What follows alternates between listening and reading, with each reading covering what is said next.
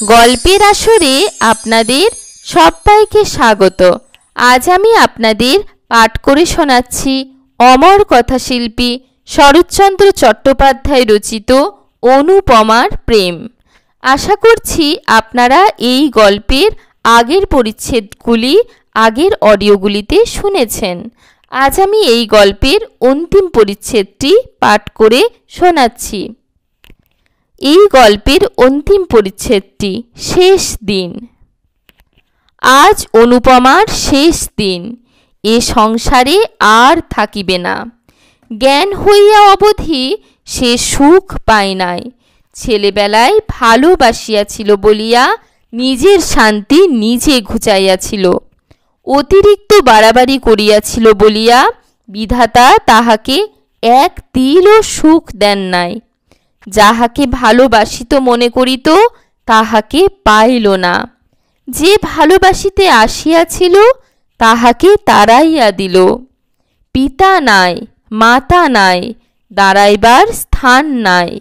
স্ত্রীলোকের একমাত্র অবলম্বন সতীত্বের সুযশ, তাহাও ঈশ্বর কাড়িয়া লইতে বসিয়াছেন। তাই আর সে সংসারে থাকিবে না। বড় অভিমানে তাহার হৃদয় ফাটিয়া উঠিতেছে। নিঃশব্দ নিদ্রিত কৌমুদী রজনীতে খিড়কির দ্বার খুলিয়া আবার বার 3 বার পুষ্করিণীর সেই পুরাতন সোপানে আসিয়া উপবেশন করিল। এবার অনুপমা চালাক হইয়াছে। আরবার সন্তরণ শিক্ষাটা তাহাকে মরিতে দেয় নাই। এবার তাহা বিফল করিবার জন্য ফাঁকে কলসি লইয়া আসিয়াছে। এবার পুষ্করিণীর কোথায় ডুবন জল আছে তাহা বাহির করিয়া লইবে। এবার নিশ্চয় ডুবিয়া মরিবে।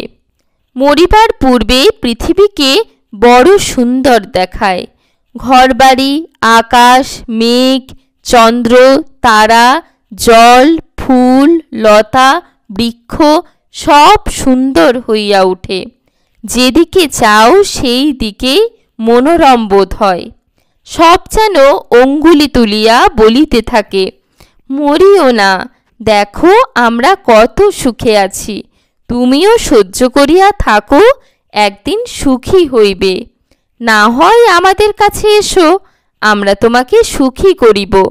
অনর্থক বিধাতৃদত্ত আত্মাকে নরকে নিক্ষেপ করিও না। মরিতে আসিয়াও মানুষ তাই অনেক সময় ফিরিয়া যায়। আবার যখন ফিরিয়া দেখে জগতে তাহার এক তিলও সুখ নাই, অসীম সংসারে দাঁড়াইবার এক বিন্দু স্থান নাই, আপনার বলিতে একজনও নাই, তখন আবার মরিতে চাহে। কিন্তু পরক্ষণেই কে যেন ভিতর হইতে বলিতে থাকে, ছি ছি, ফিরিয়া যাও, এমন কাজ করিও না। মরিলেই কি সকল দুঃখের অবসান হইল? কেমন করিয়া জানিলে ইহা অপেক্ষা আরও গভীর দুঃখে পতিত হইবে না? মানুষ অমনি সংকুচিত হইয়া পশ্চাতে হাঁটিয়া দাঁড়ায়। অনুপমার কি এসব কথা মনে হইতেছিল না? কিন্তু অনুপমা তবুও মরিবে, কিছুতেই আর বাঁচিবে না। পিতার কথা মনে হইল, মাতার কথা মনে হইল, সঙ্গে সঙ্গে আর একজনের কথা মনে হইল। যাহার কথা মনে হইল সে ললিত, যাহারা তাকে ভালোবাসিত। তাহারা সকলেই একে একে চলিয়া গিয়াছে। শুধু একজন এখনও জীবিত আছে। সে ভালোবাসিয়াছিল, ভালোবাসা পাইতে আসিয়াছিল, হৃদয়ের দেবী বলিয়া পূজা দিতে আসিয়াছিল। অনুপমা সে পূজা গ্রহণ করে নাই এবং অপমানিত করিয়া তাড়াইয়া দিয়াছিল। শুধু কি তাই, জেলে পর্যন্ত দিয়াছিল। ললিত সেখানে কত ক্লেশ পাইয়াছিল, হয়তো অনুপমাকে কত অভিসম্পাত করিয়াছিল। তাহার মনে হইল নিশ্চিত সেই পাপেই এত ক্লেশ, এত যন্ত্রণা। সে ফিরিয়া আসিয়াছে, ভালো হইয়াছে, মদ ছাড়িয়াছে, দেশের উপকার করিয়া আবার যশ কিনিতেছে। সে কি আজও তাহাকে মনে করে? হয়তো করে না, হয়তো বা করে, কিন্তু তাহাতে কি? তাহার যে কলঙ্ক রটিয়াছে তিনি কি তাহা শুনিয়াছেন? যখন গ্রামময় রটিবে যে আমি কলঙ্কিনী হইয়া ডুবিয়াছি, কাল যখন আমার দেহ জলের উপর ভাসিয়া উঠিবে, ছি ছি, কত ঘৃণায় তার ওষ্ঠ কুঞ্চিত হইয়া উঠিবে।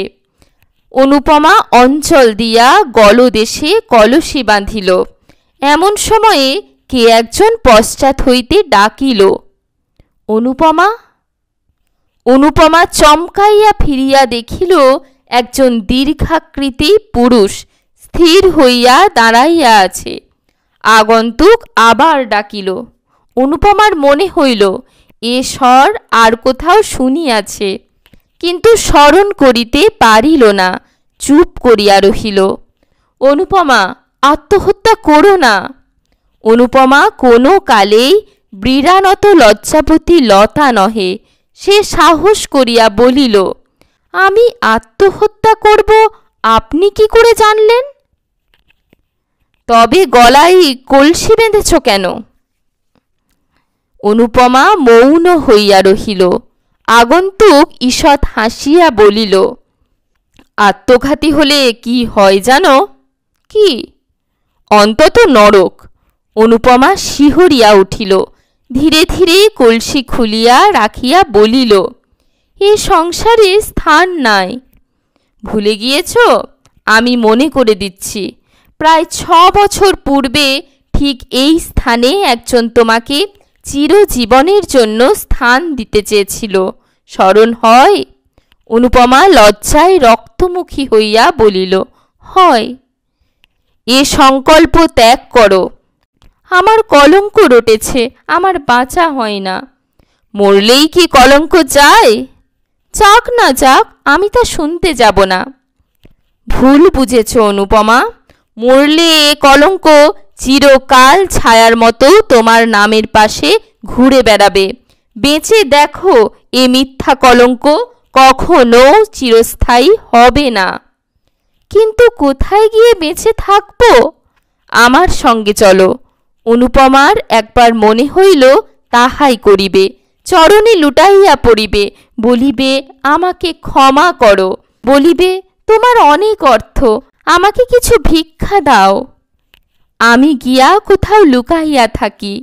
পরে অনেকক্ষণ মৌন থাকিয়া ভাবিয়া চিন্তিয়া বলিল, আমি যাব না। কথা শেষ হইতে না হইতে অনুপমা জলে ঝাঁপাইয়া পড়িল। অনুপমা জ্ঞান হইলে দেখিল সুসজ্জিত হর্মে পালঙ্কের উপর সে শয়ন করিয়া আছে। পার্শ্বে ললিতমোহন। অনুপমা চক্ষুরুন্মীলন করিয়া কাতর স্বরে বলিল, কেন আমাকে বাঁচালে? অনুপমার প্রেম গল্পটি এখানেই শেষ হচ্ছে। আশা করছি আপনাদের গল্পপাঠ ভালো লেগেছে। গল্পপাঠ ভালো লাগলে লাইক করবেন, আপনাদের পরিচিত গল্প প্রেমীদের সাথে শেয়ার করবেন, আর অবশ্যই চ্যানেলটি সাবস্ক্রাইব করে বেল আইকনটি প্রেস করে দেবেন এই ধরনের আরও অনেক গল্প শোনার জন্য। ধন্যবাদ।